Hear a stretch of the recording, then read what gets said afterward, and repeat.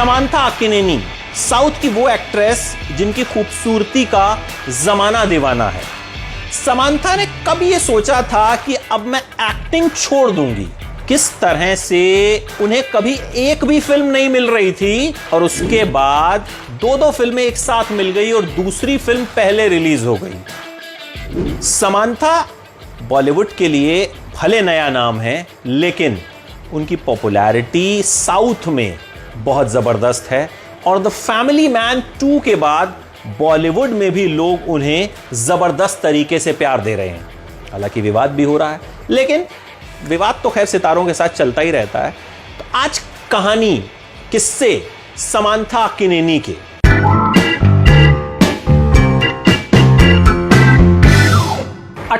अप्रैल 1987 को पैदा हुई। पिता तेलुगु, मां मलयाली। 2 बड़े भाई हैं, परिवार में सबसे छोटी है। मां बाप दोनों अलग अलग रीजन से हैं, लेकिन समांथा खुद को जो है वो तमिल मानती हैं। इनका बचपन जो है इनके ननिहाल में बीता, केरला में, केरला के अलबुझा में।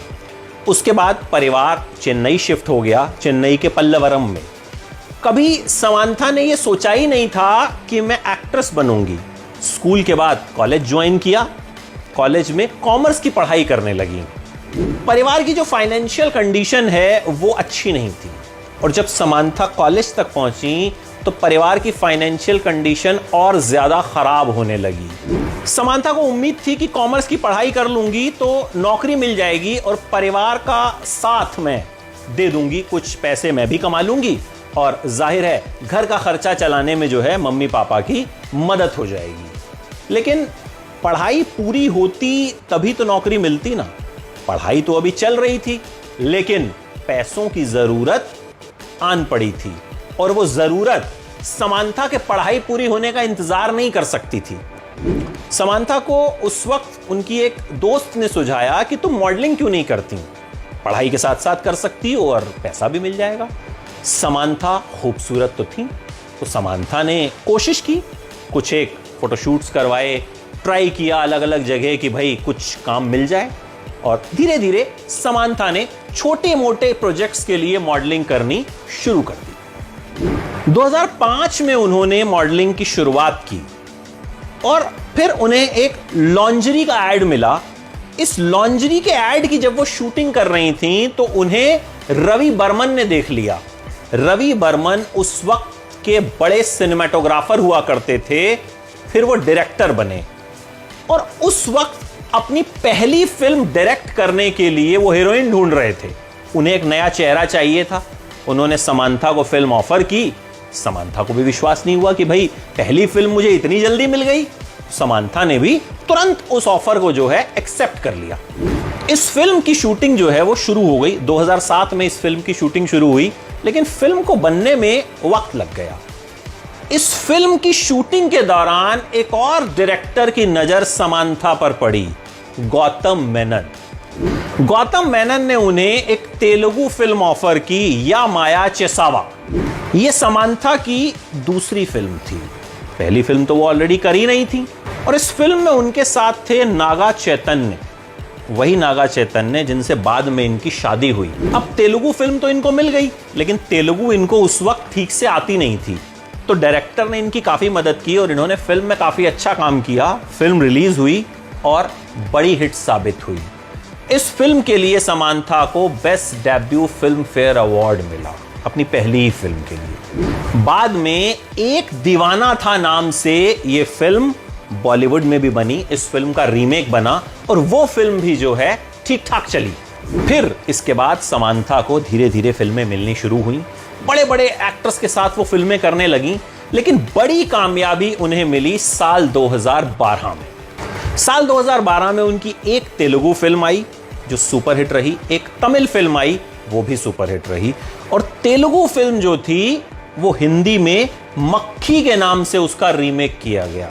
और मक्खी बॉलीवुड की भी बहुत कामयाब फिल्म मानी जाती है, आप सब जानते हैं। इन दोनों ही फिल्मों के लिए उन्हें बेस्ट एक्ट्रेस के फिल्म फेयर अवार्ड्स मिले।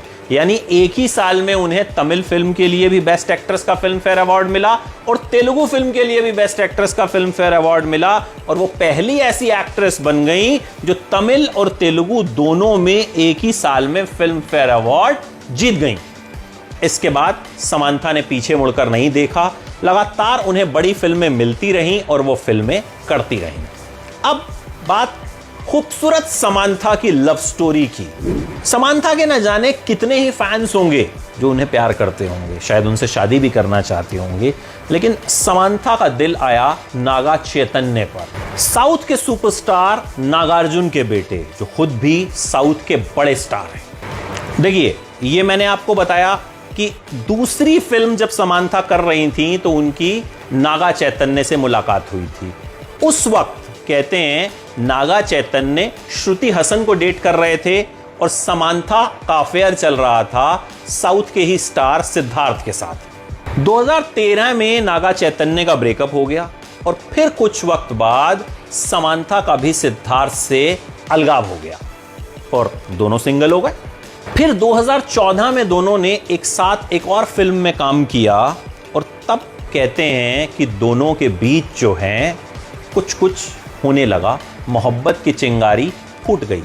हालांकि बॉलीवुड के जो कपल्स होते हैं जब तक वो ऑफिशियली शादी नहीं कर लेते तब तक वो यही कहते हैं कि we are just good friends. लेकिन भाई कहते हैं इश्क और मुश्क कब छिपता है, इनका भी नहीं छिपा। 2015 में समांथा ने ट्विटर पर चैतन्य को बर्थडे विश किया और जिस तरह से उन्होंने प्यार से उन्हें बर्थडे विश किया उससे लग गया कि दोनों के बीच कुछ कुछ तो है। और एक इंटरव्यू में चैतन्य ने बताया कि सबसे पहले उन्होंने अपने पापा नागार्जुन को अपने इस रिश्ते के बारे में बताया था और ये सुनने के बाद नागार्जुन ने कहा कि अच्छा तुम मुझे अब बता रहे हो, मुझे तो सब कुछ पहले से पता है और हम तुम्हें पूरी तरह से सपोर्ट करते हैं। अब भैया पापा भी नजर रखते थे गॉसिप मैगजीन्स पर, पापा भी नजर रखते थे कि बेटा क्या कर रहा है, बेटा स्टार है तो क्या हुआ, पापा सुपरस्टार हैं। तो पापा को पहले से पता था और फैमिली को जाहिर है किसी तरह का कोई ऑब्जेक्शन नहीं था। 2017 में इन दोनों ने गोवा में शादी की, पहले हिंदू रीति रिवाज से, फिर अगले दिन क्रिश्चियन रीति रिवाज से ये दोनों एक दूसरे के हो गए। शादी के बाद समांथा ने सोचा कि अब वो परिवार पर ध्यान देंगी, वो एक्टिंग नहीं करेंगी, लेकिन ऐसा हो नहीं पाया। उन्हें काम मिलता रहा, वो एक्टिंग करती रहीं और आज भी वो एक्टिंग कर रही हैं। अपने काम से, अपनी खूबसूरती से, अपने अंदाज से लोगों का दिल जीतती जा रही हैं और लगातार खबरों में बनी हुई हैं। लगातार उनके चाहने वालों की जो संख्या है उसमें इजाफा हो रहा है और हम उम्मीद करेंगे कि भाई समांथा का जादू इसी तरह से हमेशा चलता रहे।